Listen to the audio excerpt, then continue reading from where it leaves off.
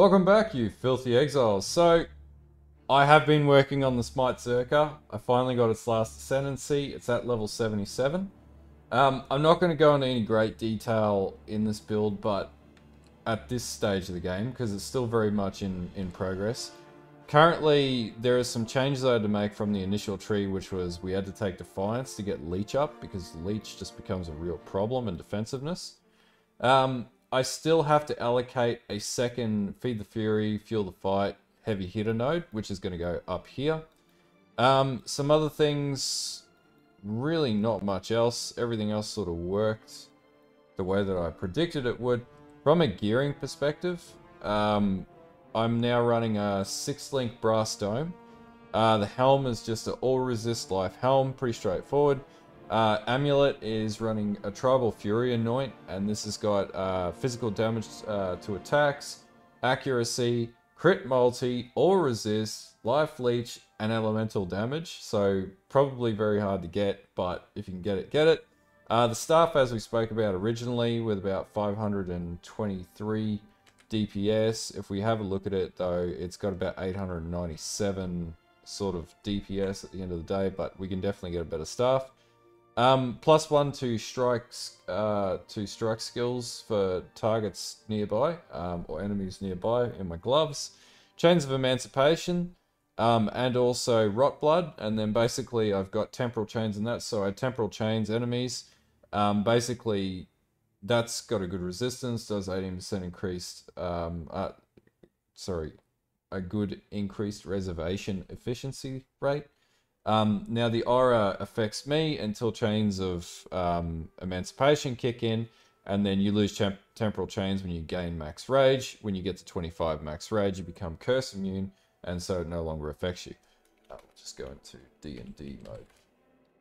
So basically, once we get the 25 rage, we get the max rage, and then we go like crazy, maniacal, ridiculous, awesome DPS dude.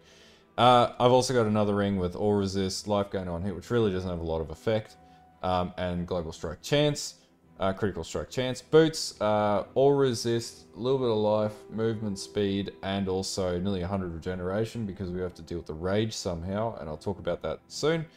Now, gem setups, and flasks, just Quicksilver Flask, Lion's Roar, Diamond Flask, Sanctified Flask, and a Vessel of Vincta, because we want that mad DPS we get off that. Now, have these to trigger when used when full charges are reached, so craft that on the bench, just so you don't have to constantly keep popping them. I still have one more to go.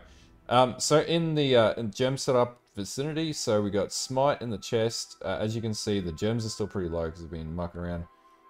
Smite, increased critical damage, multi-strike, elemental damage with attack support, Ruthless, and Fortify, funnily enough, I needed, because this runs a bit of a lower health pool because we're using a brass dome. We're probably only going to get to 4k HP. In my gloves, I'm using Defiance Banner, Vitality, Precision, and Herald of Thunder. So this is using Herald of Thunder instead of Wrath. The problem was the reservation reduction. I just couldn't get enough, so I had to go that route. In the helm, we've got Leap Slam, Ancestral Protector, Life Tap, and Faster Attacks, so it doesn't hit our mana pool. In the staff, we've got Blood Rage, Wave of Conviction, Custom Damage Taken, Molten Shell, and a level 1 setup. And then Berserk, and then just a Portal Gem. So Berserk's pretty important for this build because we use Rage. And then to deal with the burn from the Rage, at least for now, I'm running Enduring Cry, Second Wind, Increased Duration, and Life Tap as well. So, talking about the... we're going to run Soul of Lunaris, obviously. Maybe not. Maybe we won't do that. Maybe we'll take Soul of Solaris. That seems a lot better for this build. And then we might take... yeah, Soul of Tukahama. That seems like a more practical...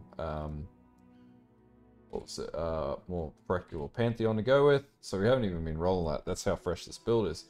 And then on top of that, so we've got that... so setups. So gems that you're going to need in here, or jewels, sorry. So 2 triple cluster Feed the Fury, Heavy Hitter, and Fuel the Fight jewels. And then you want all of your jewels that go in here to have increased attack speed, global crit multi, and percentage life. And these are about 25 chaos a piece at the moment, so they're pretty damn cheap. Outside of that, I'll let you guys have a look at the tree. I'll put the tree in the description. But let's crank a bog map up, and I'll show you what this looks like. So I'll just have a look and see. Alright, cool. So this is a T16 map already at level 77. I'm not going to go too crazy and put crazy mods on it, because I'm still very much in progress of getting this working. Alright. So the first thing you'll notice, you got to get amped up. So don't die when you walk in the map.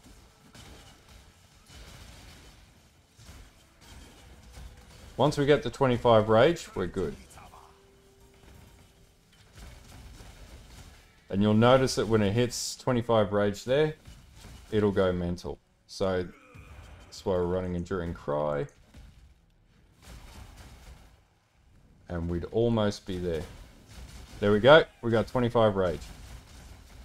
And then basically, we're just going to run around and bash things. So automatically, tooltip goes over 300k.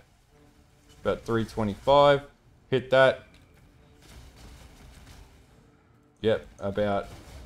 What's that? Yeah. Nuts amounts of DPS. Now that's the level 77 character.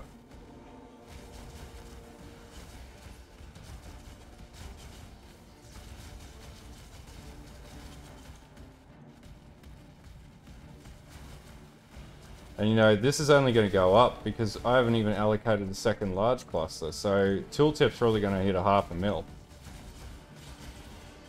You can see it just sort of gets more and more powerful as you go through. Once you generate that rage up, it's just a beast. And this is T16.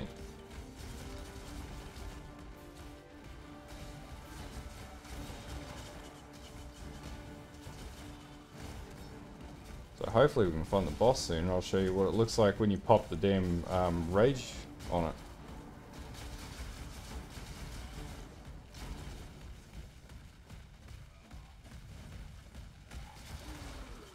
So it is pretty satisfying. Once you get ramped up, it's just completely ridiculous. Just hit all those. Alright, so we're going to go do the boss. Alright, now's our time to shine. And now we go rage mode. Now for now, we still got a fair ways to go. This will get more and more powerful.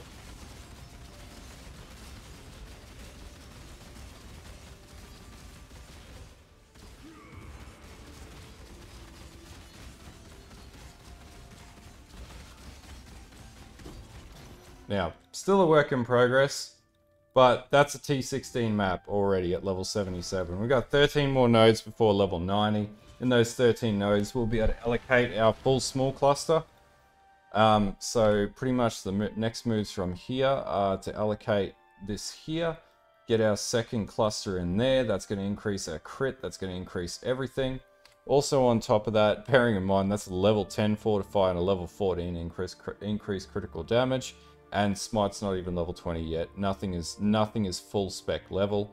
And that's a T16 boss at level 77. Just completely face tanked as well. Anyway, this is just a really quick update. I'll put a POB in the description. I'm not going to talk through a POB at this point because it's like 2:30 in the morning.